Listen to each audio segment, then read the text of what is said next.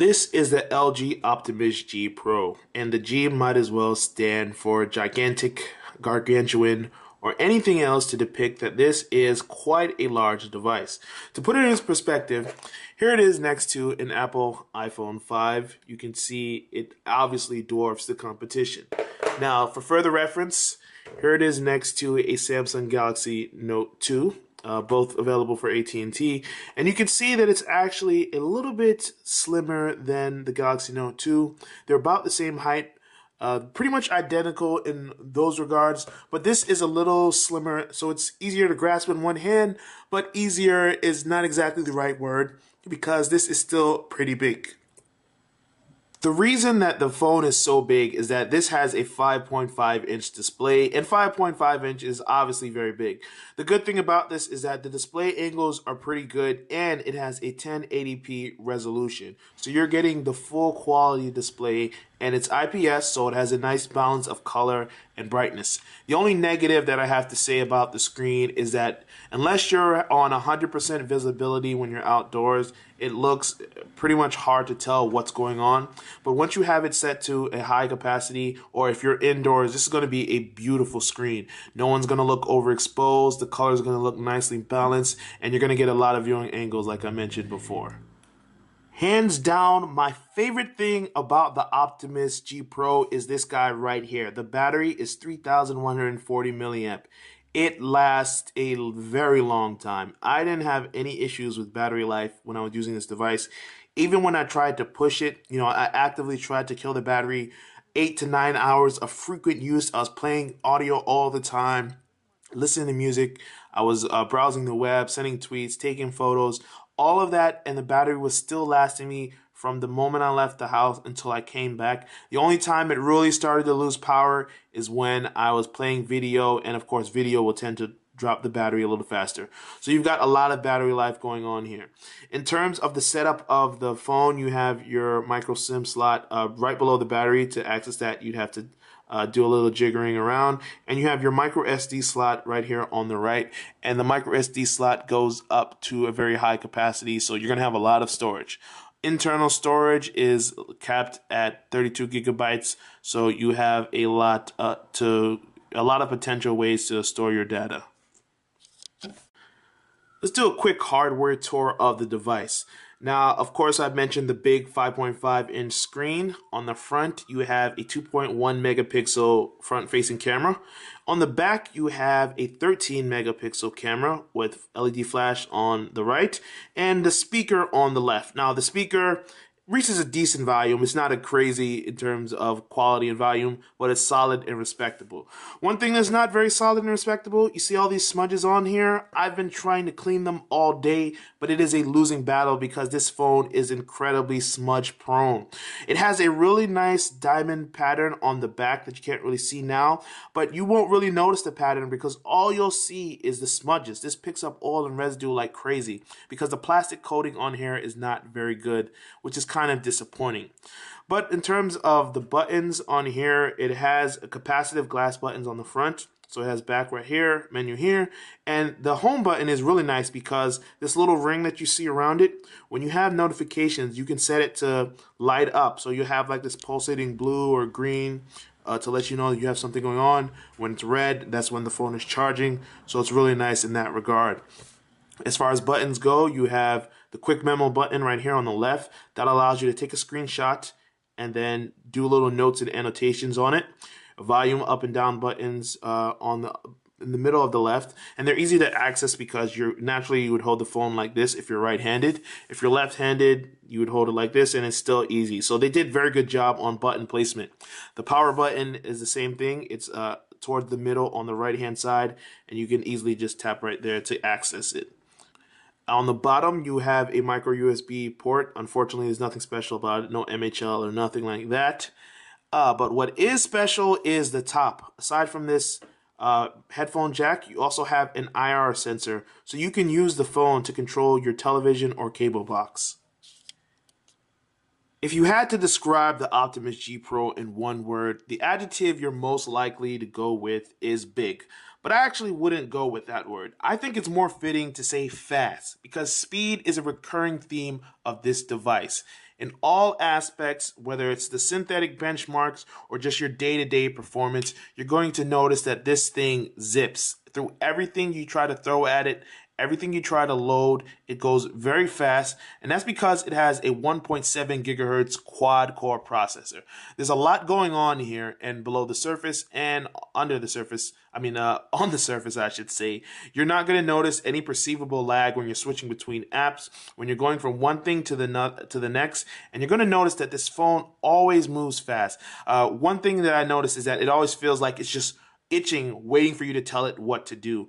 It has 4G LTE, but depending on where you are, it might not be the best. I used to get like 25 megabits here. Right now I'm connected to Wi-Fi, so don't pay attention to the high score. But nowadays I'm only getting like 1 to 3 megabits down, and that's because of my area. It's been very saturated with other LTE users for AT&T, so your performance will vary depending on where you are.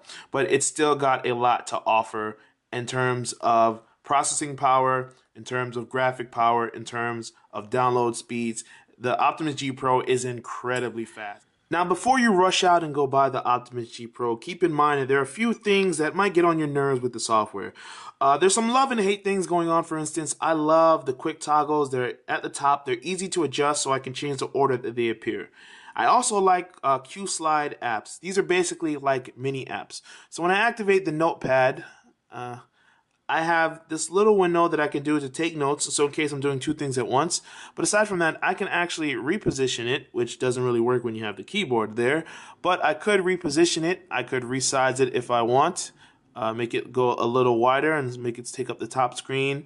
And aside from that, I can do the same with my calendar entry, a calculator, and the video. So I can have three things going on at once, and this works with any app. So if I have the calculator on, and then I go into the browser to calculate something, this is going to be a little floating window that I can use to calculate how I'm going to get something done. That typically works nice, and aside from that, if I want, I can go full screen with this in case I want to interact with it, and then rescale it down to size and go back into what I was doing. So unlike multi-window for Samsung, which is limited to like 2 split things for certain apps, this is compatible with pretty much everything. The downside to Q-Slide is that downside of Q-Slide, it's always there. You can't get rid of it. So it takes up half your screen when you consider you're at the quick toggles and the brightness adjuster. So when you're going to look at notifications, you got to look all the way down in the middle. I know it's a small thing, but it gets on your nerves because you're not going to use Q-Slide very often, and it kind of feels like it gets in the way sometimes. I'm also not enamored with the amount of apps that are forced on you. When you see all of these apps, they were all pre-installed except when you get to this page. There are more than 15 apps that might be considered bloatware, otherwise apps that you don't really need but the carrier and the manufacturer force on you. You've got AT&T Locker, which makes no sense because you can easily get Dropbox or SugarSync and get a much better app. You have AT&T Navigator. Google Maps is way better, obviously. The only things that I really like are AT&T Smart Wi-Fi, which helps you find Wi-Fi hotspots, and you also have My AT&T, which manages your account. Otherwise, you have a lot of apps from Google that are built into Play services, obviously. You've got some apps from LG that help assist with the phone. But then you've got all these carrier apps, and there's a lot to force on you. Now, the good thing is that you have AT&T lets you disable some of these apps. You can't uninstall them, but you can at least remove them from the app drawer so they won't appear anymore. But they're still going to take up space. But fortunately, this is 32 gigabytes of storage, so it's not going to be something that you can't overcome with time. I mostly like the Optimus G Pro software because it doesn't really get in the way. It has some nice animations when you go along the home screen, and obviously you can tailor it to suit your needs. Aside from that, it has some decent software. I'm not too impressed with the music software because I've seen better on other devices, but it does come with Google Play Music, and you might be someone who listens to Rdio or Spotify, so it really doesn't matter. But there are some shortcomings when you're playing with this app. For instance, it has Smart Share, but when you tap on Smart Share to connect to another device, it tends to crash a lot. Pretty much every time I try to use it directly from the media player, it would crash. But when I go into the Smart Share app directly, if I'm on the same Wi-Fi network and there are certain media players or other devices like TV or something that can connect through DLNA, I can beam my music over from one device to the next. There's also a dual recording mode that allows you to record with the front and the rear camera at the same time. Now, this is a little better than the Galaxy S4 because it captures a wider area, so it's easier to get yourself in the frame. But at the same time, when are you really going to use or want this? It's gimmicky, but it's there if you want it. Something you're far more likely to be interested by is Time Shot, which basically allows you to take a photo right before the shutter button is pressed. So if I'm taking a picture and my thumb is accidentally there, I can tap this button right here to go to Time Shot, and it has a series of photos. So it can say, hey, right before your thumb was there, this picture might actually work. So I can go back and select this photo, and that will be the photo that's saved. Deciding if you want the Optimus G Pro is kind of hard because there's so much to love about this device, but there's so much to complain about as well. The love side, it's easy. This thing is fast and it's durable. It has an amazing battery life and it's fast. And it has a really beautiful screen that's 5.5 inch and big, and it's fast. Yes, I said it's fast multiple times because you really don't appreciate how quickly along this moves until you see this device up close and personal and see how it jumps from one place to the next. Compared to some lag that you may see on other Android devices, you don't experience that at all with the LG Optimus G Pro. The bad side is, as great as this is internally from a hardware perspective, the external portions of it can get in the way. This smudging is very annoying, and you're going to be cleaning it a lot, and it just doesn't feel the best to hold because of the coating and the sheer size. You see, I'm struggling just to keep it in the frame of the camera. This is a big device. Now, I've seen some people with small hands use this without issue, but at the same time, this might be a little too much phone for some people.